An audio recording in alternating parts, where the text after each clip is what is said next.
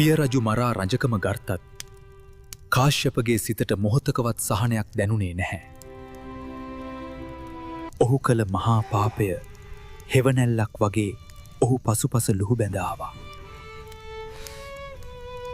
තම සොහොයුරා වූ මොග්ගල්ලාන පලි ගැනීමට එන බව ඔහු දැන සිටියා.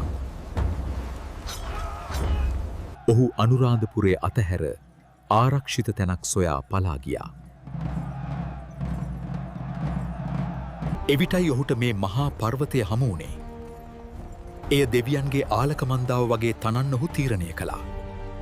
මිනිසුන්ගේ දහඩිය සහ කඳුළු මතින් සීගිරියේ මහා වැඩබිම ආරම්භ වුණා.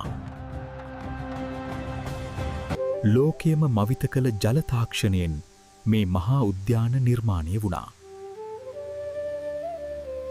ගල මුදුනට යන දොරටුව සතුරන් බියගන්වන යෝධ සිංහයෙකුගේ මුවක් මෙන් ඉදි වුණා.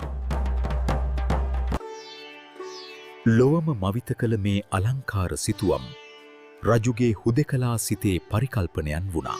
කැඩපතක් වගේ ඔපදැමූ මේ පෞර එවකට තාක්ෂණයේ තවත් විස්මිත ජයග්‍රහණයක්. මුළු ලෝකයෙන්ම සැඟවී අහස උසට නැග්ගත් රජුගේ සිතේ තිබුණු බිය නැති කරන්න මේ කිසිවකට බැරි වුණා. ඔහු හුදෙකලා සිරකරුවෙක් වගේ මේ මාලිගාවේ දින ගෙව්වා. වසර 18කට පසු දහස් ගණන් සේනා සමග මොග්ගල්ලාන ලංකාවට ගොඩ බැස්සා.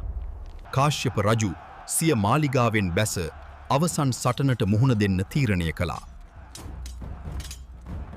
සහෝදරයන් දෙදෙනෙකු අතර ලංකා ඉතිහාසයේ තීරණාත්මකම සටන ඇරඹුණා.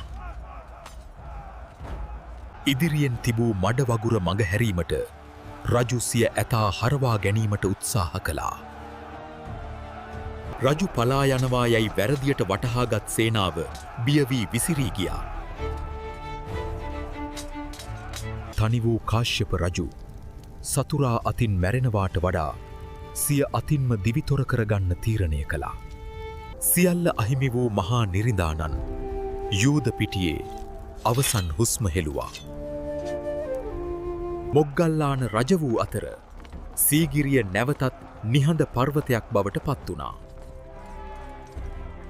සියවස් ගණනාවක් යනතුරු සීගිරිය මහා වනාන්තරයේ රහසක් ලෙස සැඟවී ගියා.